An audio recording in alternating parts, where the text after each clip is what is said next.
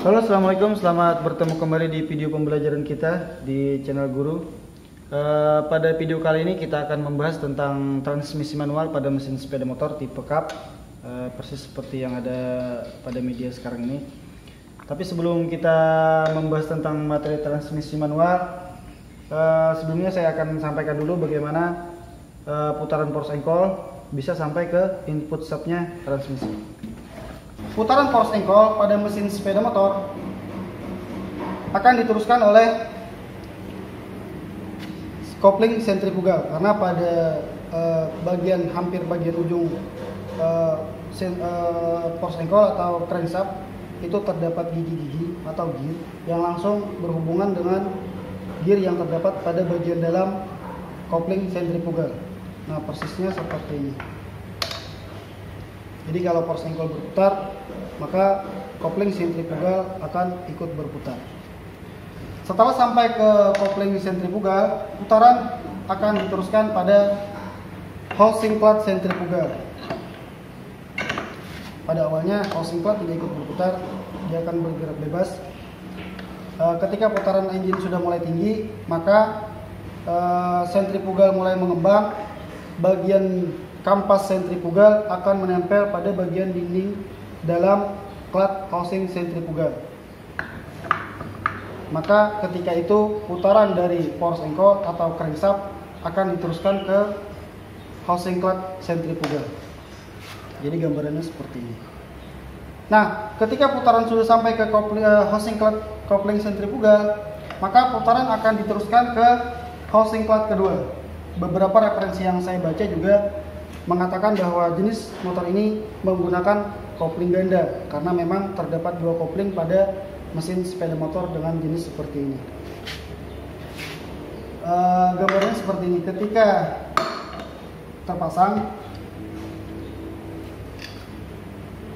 ada gear pada bagian luar housing clutch yang kedua dan juga gear pada housing clutch sentrifugal akan saling berhubungan.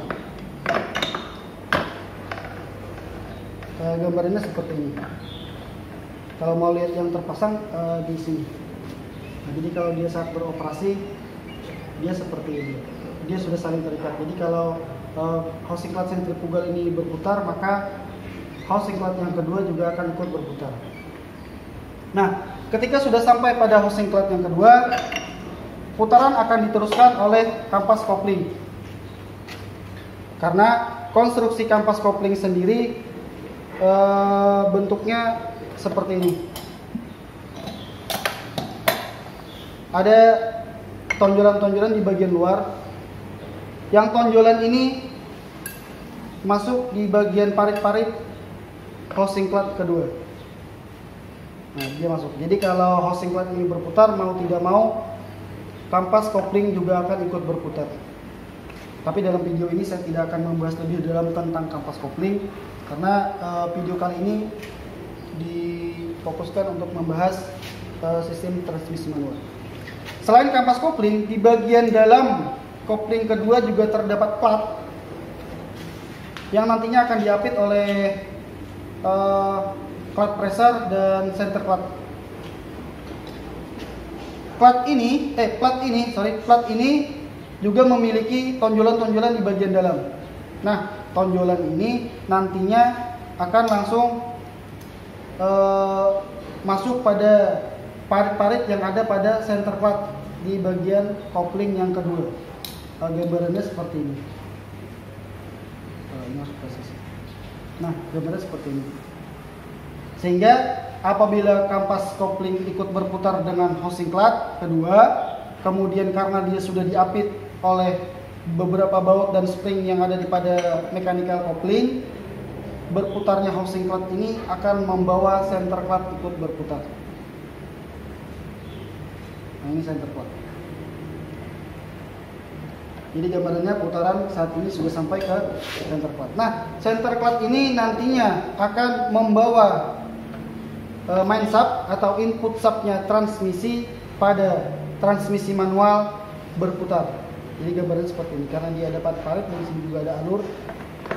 Ketika terpasang, maka berputarnya center clutch yang kedua ini secara otomatis akan membuat main sub atau input subnya transmisi ikut berputar. Nah, sampai di sini penjelasan saya tentang bagaimana proses pengantaran putaran dari crankshaft menuju input subnya transmisi.